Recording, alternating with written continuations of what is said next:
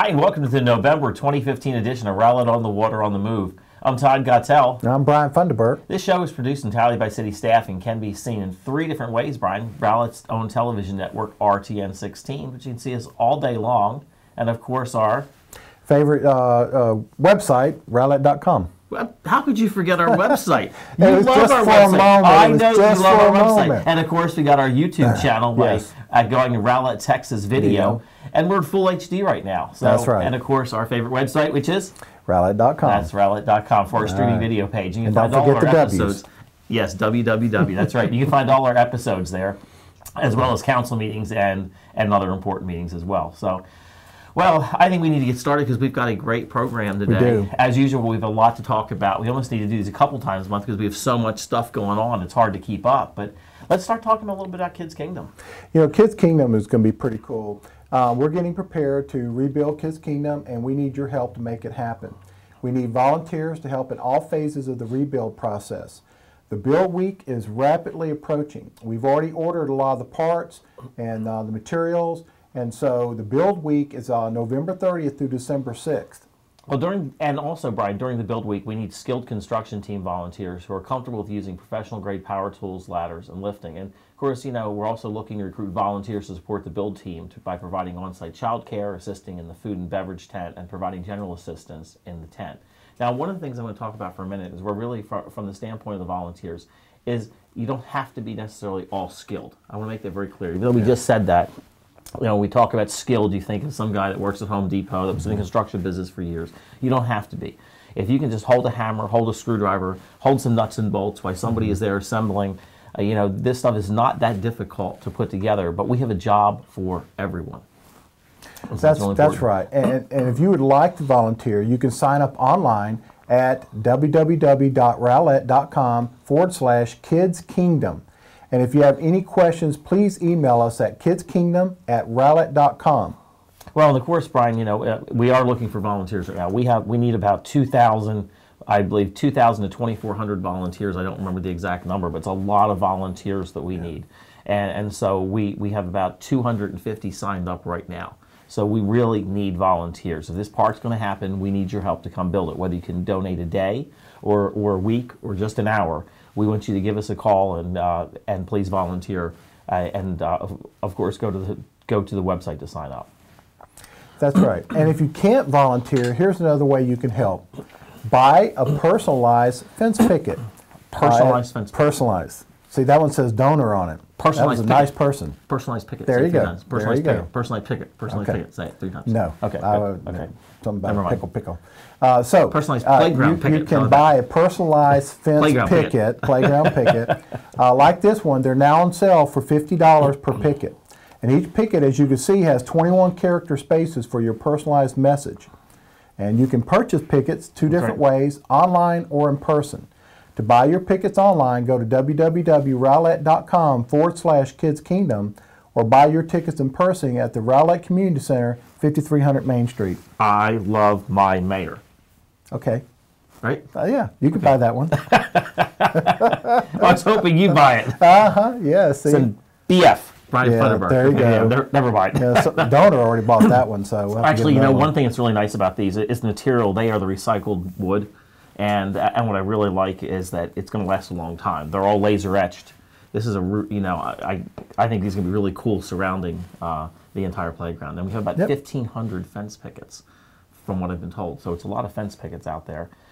Also, if you can't volunteer, Mayor, and you don't want to picket, you can donate any amount you'd want on the Kids Kingdom website. Again, at www.rowlett.com/kidskingdom.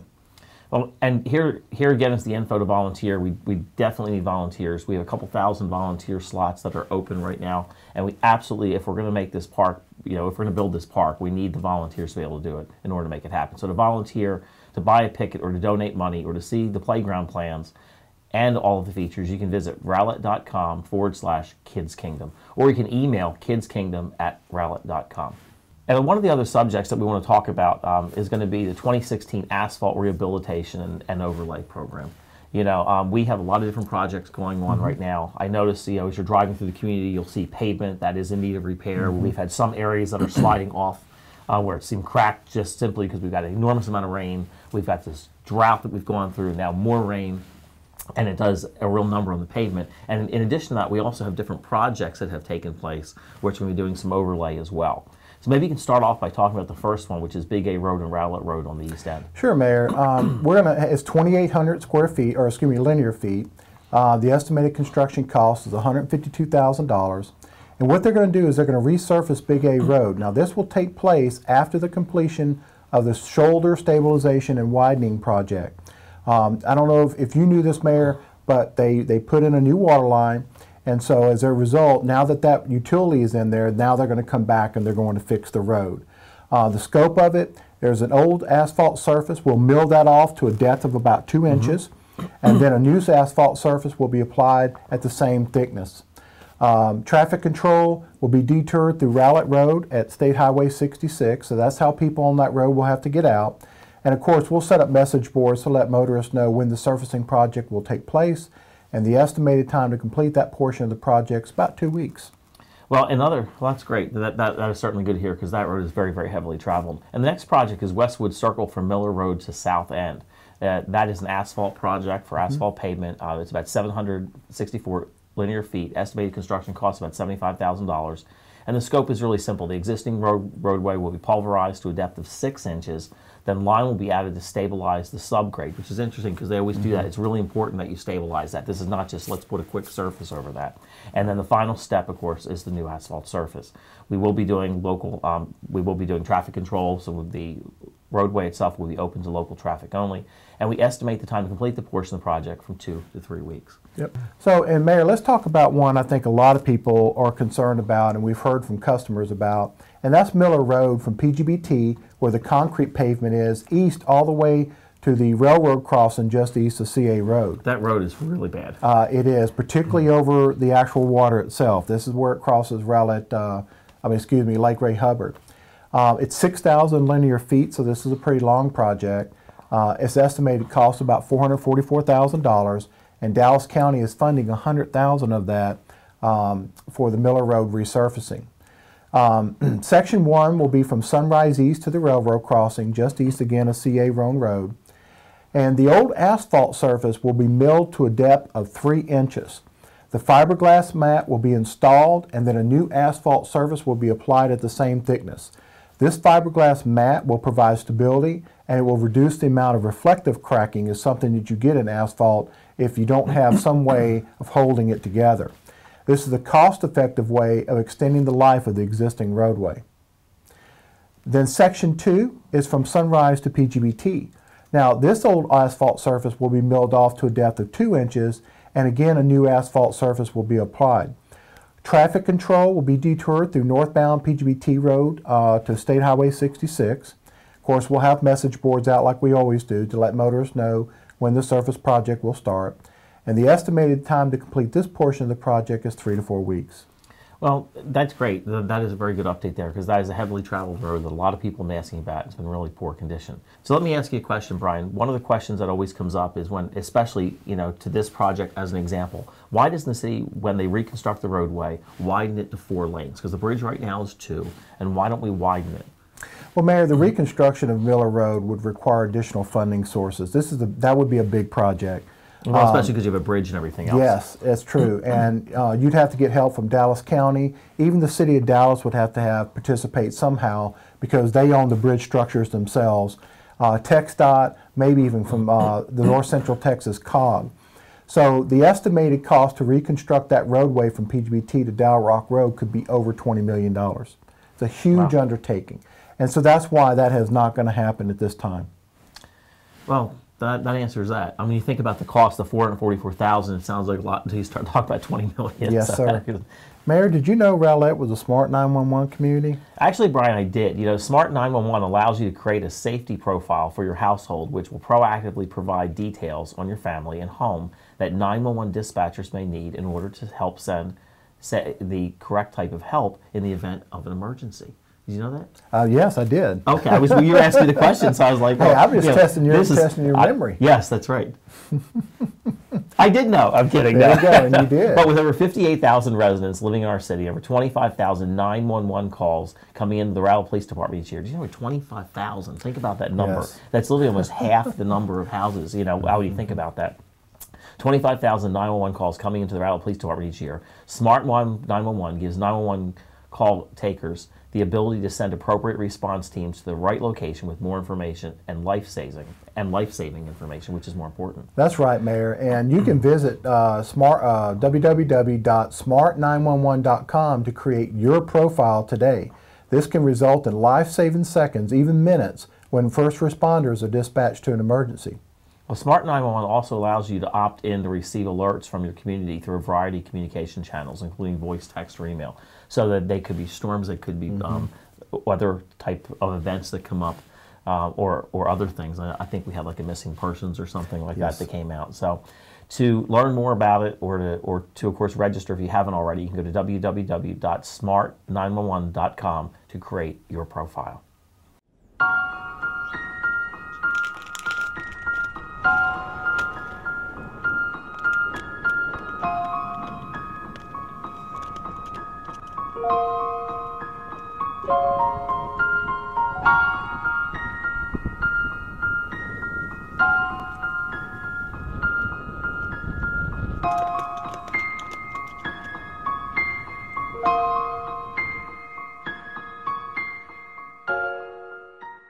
Howdy, this is Chris Paul, Public Information Officer of the Rowlett Community Emergency Response Team.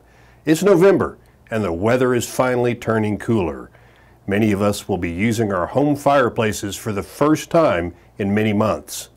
While a roaring fire in the fireplace can be a great thing and help with those electric and natural gas bills, it can also be a major threat to your home. In the last year, there were at least 3 structure fires in Rowlett that began in the fireplace or the chimney.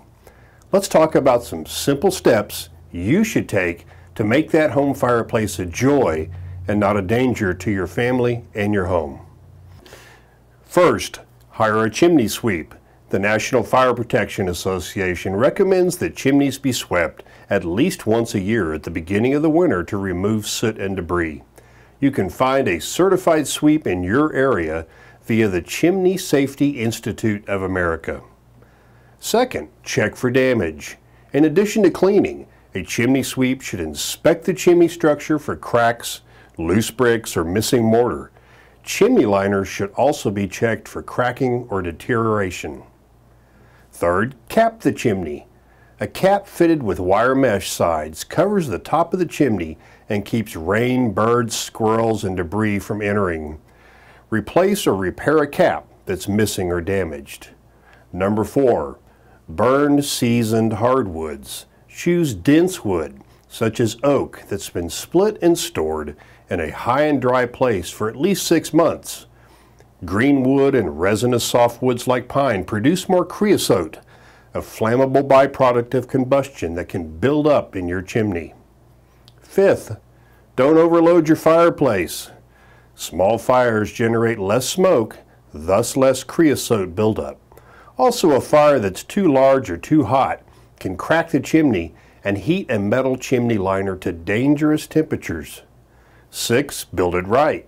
Place logs at the rear of the fireplace on a metal grate.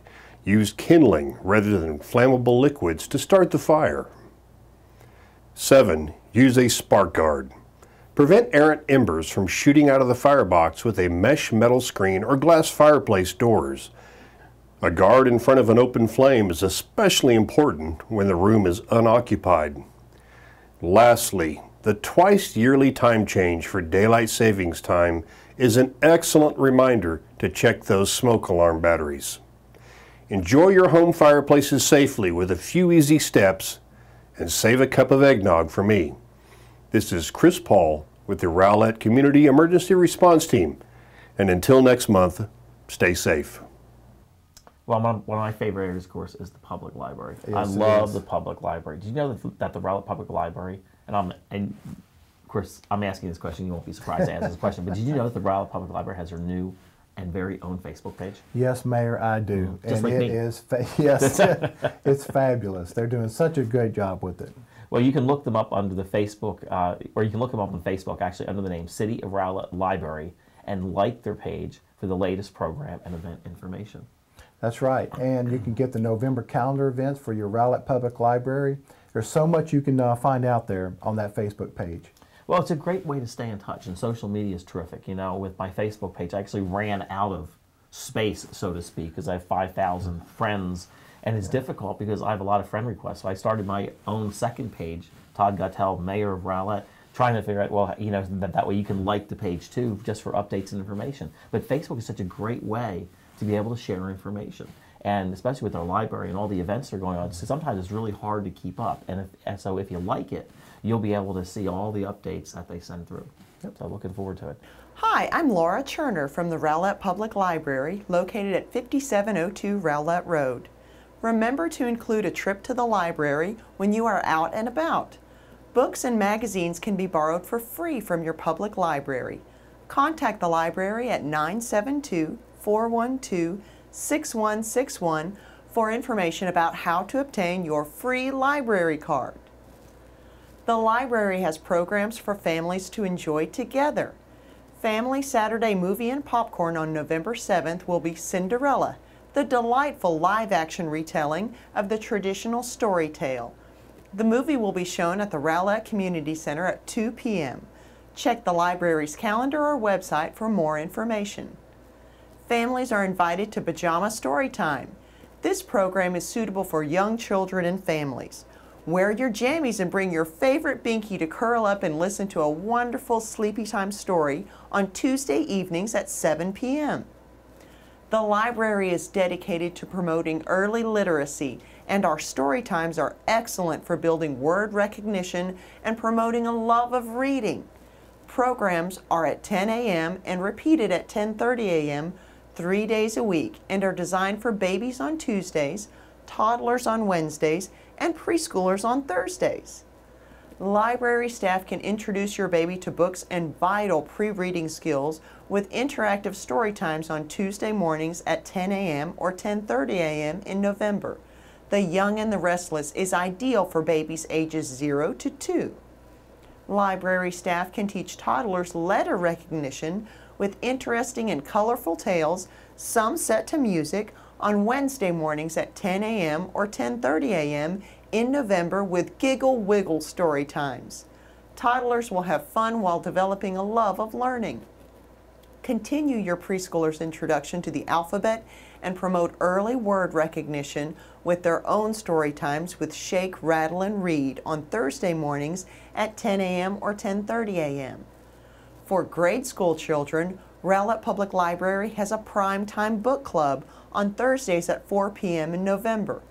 Introduce young readers to a new series and encourage new genres. This month's topic is magical stories. Rowlett Public Library has programs for teens every Wednesday. Whatever on Wednesdays or WOW programs meet in the young adult section of the library at 4 and include programs on a makerspace, tabletop games, book and movie and TV discussions, all free for ages 13 to 18. Celebrate a family Thanksgiving on Saturday, November 21st at 2 p.m. at the Rowlett Community Center. Watch the delightful movie A Charlie Brown Thanksgiving, make some seasonal crafts, and enjoy family activities. Rowlett Public Library will be closed on Thursday and Friday, November 26th and 27th for the Thanksgiving holiday. Need more information? Check out our website or call the library at 972-412-6161. We're also on Facebook under the name City of Rowlett Library. Like our page for the latest program and event information.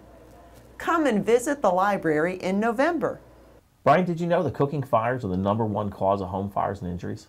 Only when I'm cooking, Mayor. Only when you're cooking.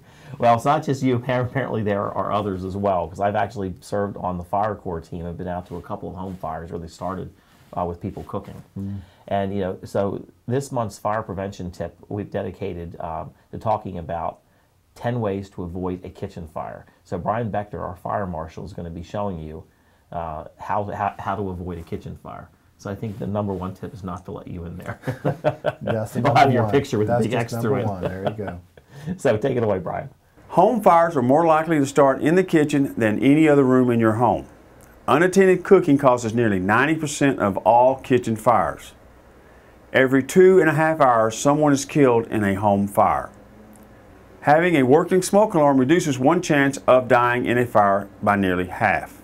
The American Red Cross has 10 steps everyone can follow to avoid a cooking fire. Number 1, never leave cooking food unattended. Stay in the kitchen when frying, grilling, or broiling food. If you have to leave the kitchen, even for a second, turn off the stove. Check your food regularly while cooking and remain in the home while cooking. Use a timer so you'll remember that the stove or oven is on. Don't wear loose clothing or dangling sleeves while cooking. Keep the kids away from the cooking area. Enforce a kid-free zone and make them stay at least 3 feet away from the stove. Keep anything that can catch fire, pot holders, oven mitts, wooden utensils, paper or plastic bags, food packaging, and towels or curtains away from your stove, oven, or any other appliance in your kitchen that generates heat.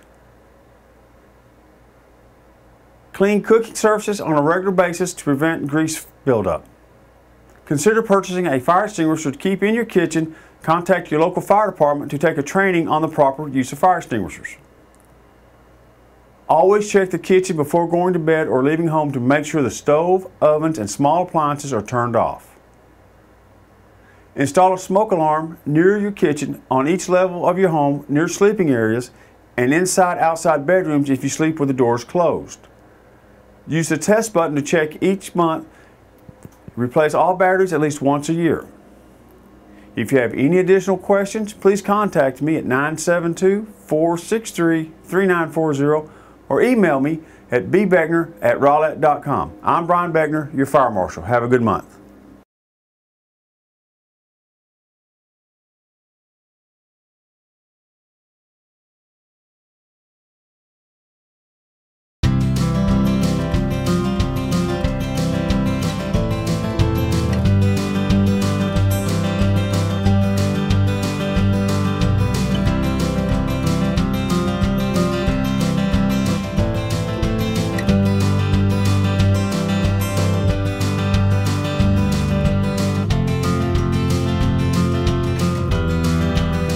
I'd like to welcome you to the groundbreaking for the Village of Rowlett. I'm Todd Guttel, the mayor for the City of Rowlett. Before we get started today, we have some folks I'd like to welcome. We've got some special guests here today. We have our 2 of our state representatives here. We have Angie Chen Button. We have Cindy Burkett. These 2 women are the hardest working women that we have in Austin. I will tell you, the representation they provide to our city is just absolutely amazing. You guys never cease to amaze me, and to make the number of events you do with the size of the districts that you have is just absolutely great. So you guys do a great job for us, so thank you very, very much for that. We have Paris Rutherford. He's the principal for Catalyst Urban Development. Art Lomanek. He's the he's the principal for the Integral Group. Reese Hines, he's a principal for Catalyst Urban Development. We have some of our council members here as well. I have our Deputy Mayor Pro Tem Tammy Dana Bashan, Councilmember Rick Sheffield. We've got our City Manager Brian Funderburk, and our Director of Economic Development Jim Grabenhorst. And a special thanks to our entire staff as well for being here. And I also would like to recognize our Chamber President, Diane Lemons. I saw you somewhere. There she is. I thought you were in the back for a moment. I guess you moved up. So thank you so much for being here today. Today is a great day to celebrate in the City of Rowlett. We have so much to be thankful for. And over the past several years, we've embarked upon a journey called Realize Rowlett 2020. This was really a visioning process that we were very focused on taking the land that we had left and making it, or putting it to its best and highest use. And we are very excited, of course, to be here today for one of our key projects, which was the Village of Rowlett, our downtown project. The downtown project is something that's been a vision of ours, or really since I've been on council since 2007. We've always talked about the downtown, and many cities are very blessed to have an old downtown with these old great buildings, and unfortunately we have a handful of buildings, but we had a vision, and our goal was to take the downtown area and turn it into somewhere that was not just walkable, but was also a place that would truly become a destination. Over 30 years ago, the citizens of Rowlett voted to have DART join us, and to date we've spent over $90 million in funding for DART, which is a significant amount of money. So not to be able to, and so we wanted to be able to capitalize on the fact that the investment that we made in DART, and really be able to help build out the downtown to make it truly a walkable or transit-oriented development. The Village of Rowlett. And I want to talk really about the name for just a second, because I see our former Mayor Pro Tem Chris Kilgore is here. I'd like him to stand up for just a second. I thought about you several days ago when we were talking about this event, and I thought, I got to thank Chris, because Chris really talked about the concept of the village, and we talked about how important the village was. When you think about the village as a place where people know one another, that they gather, Chris could probably do a much better job articulating his version of the village, but really it was his vision that we saw carried forward in the name, and I want to thank you very, very much for that. This is a strategic partnership. It's a private partnership as a result of this city's Realize Rowlett 2020 initiative. It was truly a vision. It involved a lot of citizens, a lot of time and effort on staff's part, and the development of what we call form-based codes, which are really a higher standard and then of development. We of course leveraged the city's investment in DART, as I mentioned a few minutes ago. And this is a catalytic development setting the standard of future urban developments in downtown. We are really truly creating the downtown that we never had, which is something Chris had always said. We're going to build the downtown that we've never had before. This is a $34 million investment. It was 30, but the costs keep going up, and is unfortunately, I know you guys are not smiling, but I will tell you that there's every time we wait, there's another delay. The costs keep going up again and again. So we are very, very thankful to have the groundbreaking. I know you guys are as well. So, and Paris is shaking his head. Yes, absolutely. So is Art. But it's a $34 million investment that will induce a wide range of urban densities in a village-like environment. There'll be townhomes, cottage homes, apartments, lofts. There'll be mixed use, so they'll be designed for retail on the bottom, or shops on the bottom, and apartment living on the top. This is a local retail and commercial destination, and about 17,000 square feet in the local retail and the commercial piece of it. The interim home of the Rowlett Public Library, this will actually take place over roughly about 10 acres where the old public library was and the former chamber building was before it was moved. And we are just so excited. I cannot wait. This is about 18 months away from what I understand about being complete, and it will literally change the face of who we are in Rowlett. This will also make the really the best use of the investment that we've made in DART over the years. A $90 million investment is a significant investment. When you don't have any sales tax dollars and you can become a member of DART essentially for just a penny of nothing, you go, wow, that's a great deal. But last year we've given them over $5 million, which is pretty significant. To date, as I mentioned, we have provided them over $90 million, which is significant. And it provides access that we've never had before into the city. So this, along with the President George Bush Turnpike, provides easy access to our downtown area, and at the end of the day, I believe will truly become a destination.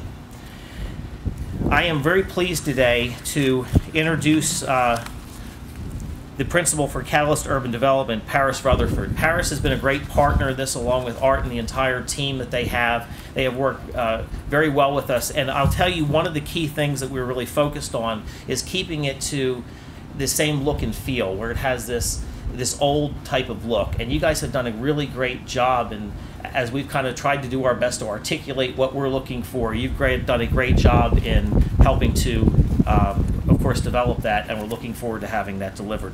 So with that, Paris, I'll turn it over to you, and we're looking forward to hearing your great things.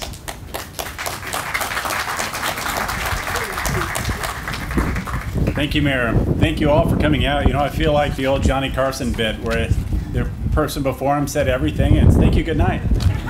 He made me a whole presentation. That was great. No, we are very excited to be here. Catalyst Urban Development and Integral Development out of Atlanta.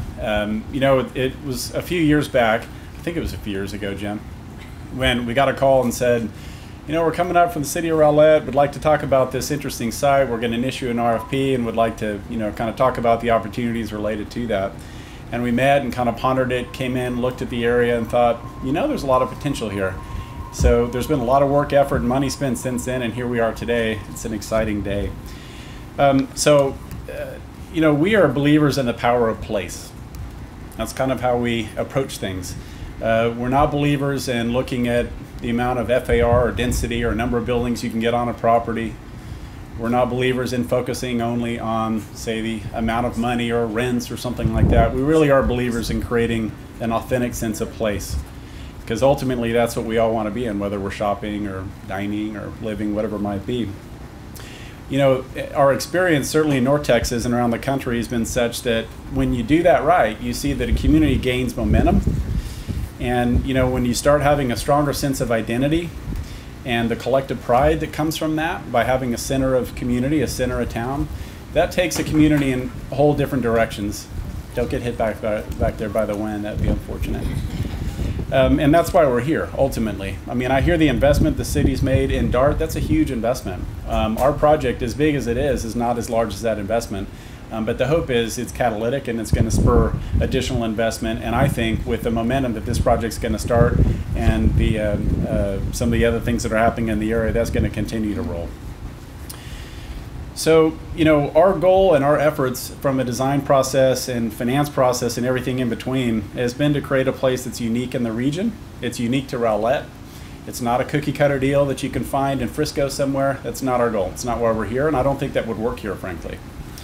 And as the mayor mentioned, it's a place for people to live and work, be entertained, to commune together, and really just hang out and enjoy doing that. That's what we're after.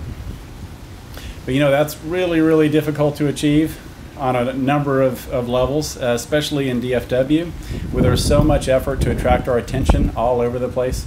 How many shopping centers and strip malls and office buildings and all that are all over the place, and everyone's marketing to us collectively to come and do our thing and spend our money there. So it's difficult to stand out. And that's one of the reasons we like downtown Rowlett and the village of Rowlett is it's got a unique identity. You know, it's got, as we have talked before, kind of a Norman Rockwell-esque environment and experience, and that's rare.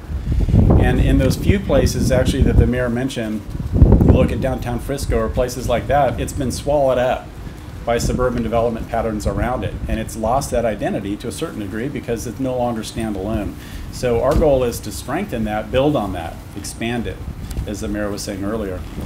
So, you know, bucking those trends, which is what this is about, really can only come from vision and true leadership, and how I define that. And I think the city is forged that way for all of us to be here today. You know, the mayor mentioned the DART station. That was a huge effort, working with DART to get that in. Also, working to make sure that the 190 extension happened and came through here where it is. Obviously a huge effort. Preserving the historic core instead of allowing it to be torn down over time. That's a big effort over many, many years. And preparing a vision and the special zoning that went with that vision. That was a big community effort in the form-based code. And then going through the process of undertaking a developer RFP, and in that process talking to strange people like us, selecting even stranger people like us, but remaining creative and open to ideas. I think that's a testament to the city and your leadership, frankly. We appreciate that and thank you for that, because that led to our public-private partnership, which is what it takes to create a catalytic investment. So I think our project and what we'll see here over the next months, over the next 18 months or so, is the result of specific efforts for people to realize this vision. I think first and foremost, I mentioned the city. I mean, obviously being willing to think out of the box, which is what the city's done here with us, is fundamental.